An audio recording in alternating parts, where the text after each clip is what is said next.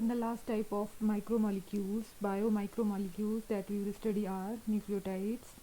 So what are nucleotides? Nucleotides are small but complex biomolecules that are formed by condensation of. तो अब ये आपको important है कि एक न्यूक्लियोटाइड है वो किससे मिलके बना हुआ है. First is pentose sugar, second is a cyclic nitrogen base and 1 to 3 phosphoric acids. तो ये 3 कंपोनेंट्स है जिससे एक न्यूक्लियोटाइड बनता है. First one pentose sugar, second cyclic nitrogen base and third is phosphoric acid. They are the basic units of nucleic acids. तो जो nucleotides है वो कंबाइन होकर क्या बनाएंगे? They will form nucleic acids. तो यहाँ पर जो न्यूक्लियोटाइड्स हैं उनको हम स्टडी करेंगे अंडर द बायो माइक्रोमोलिक्यूल्स, और जो न्यूक्लिक एसिड्स हैं फिर जो ये न्यूक्लियोटाइड्स ज्वाइन होकर बनाएंगे न्यूक्लिक एसिड्स, वो हम स्टडी करेंगे बायो माइक्रोमोलिक्यूल्स में. Clear? So here we will study only about the nucleotides. Nucleotides constitute part of information transfer and energy transfer systems of the cells.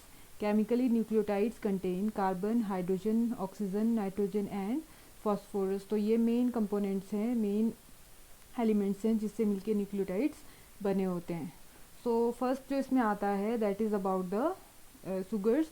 जिस भी शुगर से वो बने हुए हैं दैट आर पेंटोज शुगर्स. तो pentose sugars present in nucleotides are of two types हैं उसमें, राइबोज एंड 2-deoxyराइबोज. क्लियर? राइबोज शुगर है किसके टाइप्स के अंडर स्टडी किया था हमने? पेंटोज शुगर में. Pentose sugar in the sense they are having 5 carbon. Clear? तो यहाँ पे आप इनका फॉर्मूला भी देख सकते हो, C5H10O5 एंड C5H10O4.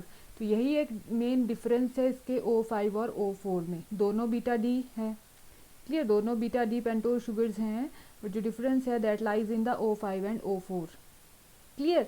तो यहाँ पर आप देखो जो ये वाला OH ग्रुप है यहाँ पे OH प्रेजेंट है इन case of ribose sugar, but जो ये डिऑक्सीराइबोज शुगर है वहाँ पे क्या है? 2-deoxyराइबोज.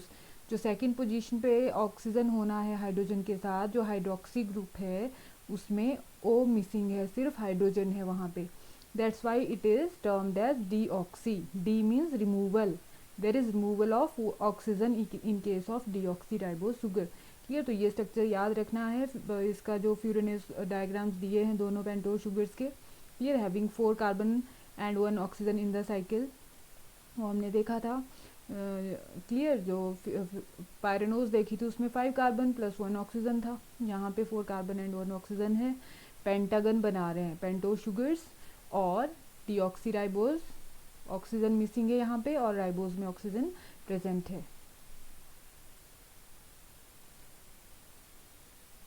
Next are the nitrogen bases. जो सेकेंड कंपोनेंट है न्यूक्लियोटाइड का that are nitrogen bases. They are nitrogen containing heterocyclic ring.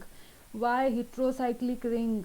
Having different type of cyclic rings.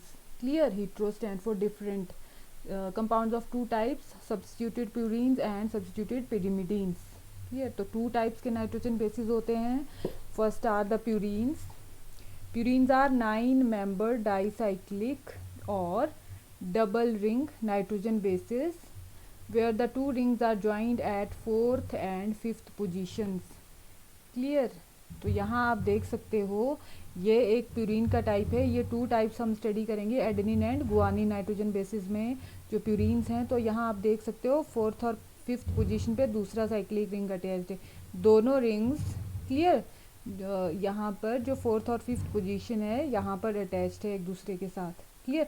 डाईसाइक्लिक having 2 cyclic rings. Nitrogen occur at 1st, 3rd, 7th and 9th positions. तो यहाँ आप देख सकते हो 1st, ठीक है, 3rd, 7th, 9th. तो इन positions पे क्या है? नाइट्रोजन अटैच्ड है, बाकी पोजीशंस पे कार्बन है. That is about the purines. तो एक प्यूरीन एडेनिन है, दूसरा गुआनिन है. क्लियर? बेसिक स्ट्रक्चर सेम रहेगा. 4th और 5th रिंग पे दोनों साइक्लिक रिंग्स ज्वाइंट है. 1st, 3rd, 7th and 9th position पे नाइट्रोजन अटैच्ड है. डिफरेंस कहाँ लाई कर रहा है? आप दोनों में डिफरेंस देख सकते हो. एक तो यहाँ पे इसमें ऑक्सीजन है. क्लियर? और यहाँ पे आप देख सकते हो इसमें NH2 अमीनो ग्रुप है.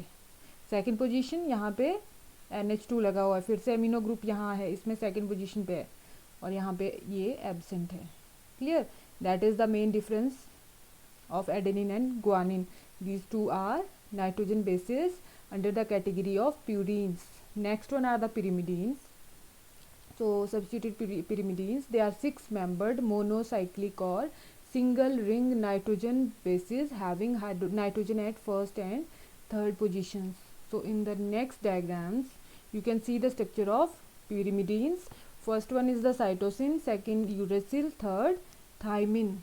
So they are monocyclic, they all three are monocyclic rings, single ring है, clear.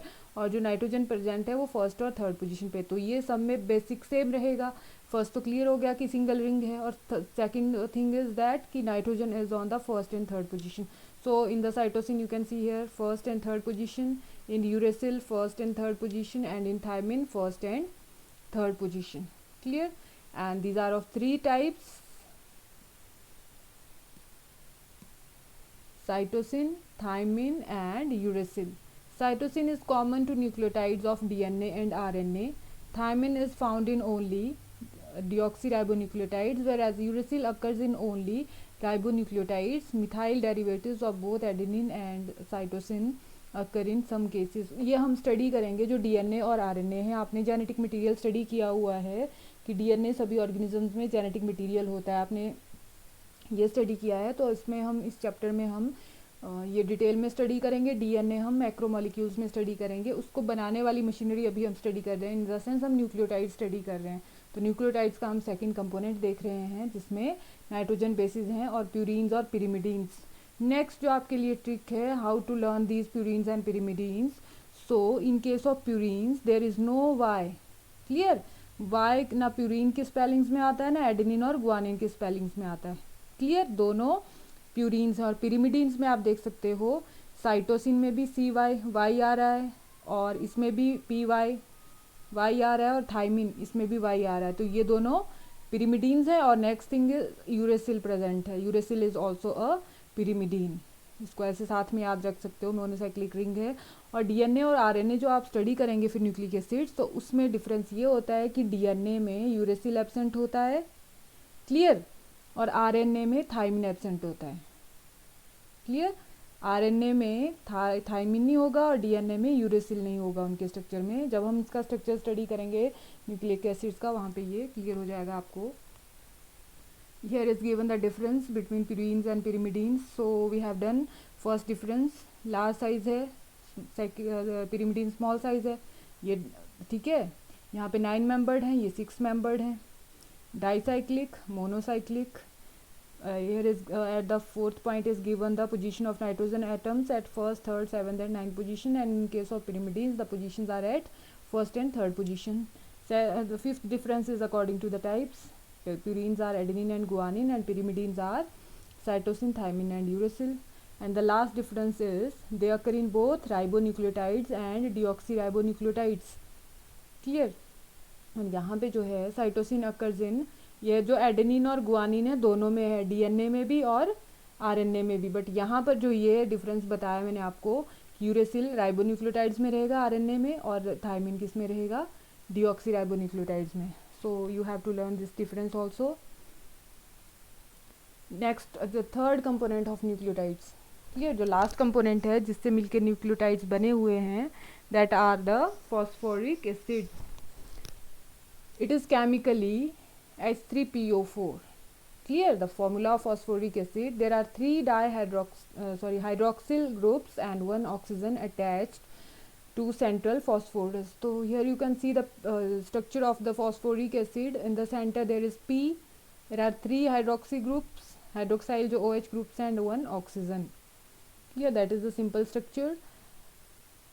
Oxygen has a tendency to acquire electrons. It induces a negative charge over it and a positive charge on phosphorus. तो इसकी क्या tendency है electrons को acquire करने की, तो यहाँ पे पॉजिटिव और नेगेटिव चार्ज आ जाता है। Hydroxyl groups are available for condensation reactions with other phosphate groups as well as sugar moiety। Means जो हाइड्रोक्साइल ग्रुप है वो किसके साथ बॉन्ड बना सकते हैं, दूसरे फॉस्फेट ग्रुप्स के साथ भी बॉन्ड बना सकते हैं और शुगर के साथ भी बॉन्ड बना सकते हैं। और इस शुगर के साथ कैसे बॉन्ड बनाएंगे, that we will study in the next step. Establishment of linkage between 2 phosphate radicals is against electrostatic against a lot of electrostatic repulsion between positively charged adjacent phosphorus atoms. Therefore, the bond linking two phosphate radicals carries a lot more energy than the ordinary covalent bond. Clear? तो यहाँ पे क्या बोल रहा है, ये जो to positive जो फॉस्फोरस है यहाँ पे पॉजिटिव दिया हुआ है, जब ये दूसरे फॉस्फोरस से पी पॉजिटिव से बॉन्ड बनाएगा तो वो क्या है, वहाँ पे बहुत सी इलेक्ट्रोस्टैटिक रिपल्सन होती है, उसके बाद वो बॉन्ड बनता है। मीन्स जब वो बॉन्ड बन गया तो उसमें बहुत ज़्यादा एनर्जी होगी। क्लियर? आपने स्टडी किया हुआ कि ATP adenosine triphosphate is the energy currency of the cell. तो जो ATP होता है उसके भी जो फॉस्फेट होते हैं उनके बीच में जो बॉन्ड होता है वो बहुत सारी एनर्जी रिलीज करता है वो। क्लियर? तो वही केस इसमें है, जब एक फॉस्फेट दूसरे फॉस्फेट से अटैच हो रहा है तो वो ज़्यादा एनर्जी कैरी कर रहा है then the other covalent bonds. Association of phosphoric acid in nucleotides also provides the latter with acidic trait. और क्या प्रोवाइड करता है इसको? एसिडिक नेचर प्रोवाइड करता है। So these are the three components of जो न्यूक्लियोटाइड्स हैं। Clear? Then we will study first nucleosides. Clear? हमने न्यूक्लियोटाइड स्टडी करना है। तो न्यूक्लियोसाइड क्या है? जब शुगर और नाइट्रोजन बेस बनते कंबाइन होते हैं तो वो क्या बनाते हैं? Nucleoside. You can underline this definition of the nucleoside. तो क्या है? Condensation product of a pentose sugar and nitrogen base. ये जो बार बार कंडेंसेशन टर्म आ रही है इससे कंफ्यूज नहीं होना है। जब बॉन्ड बनेगा तो यहाँ पे वाटर रिलीज करेगा वो बॉन्ड। क्लियर? मीन्स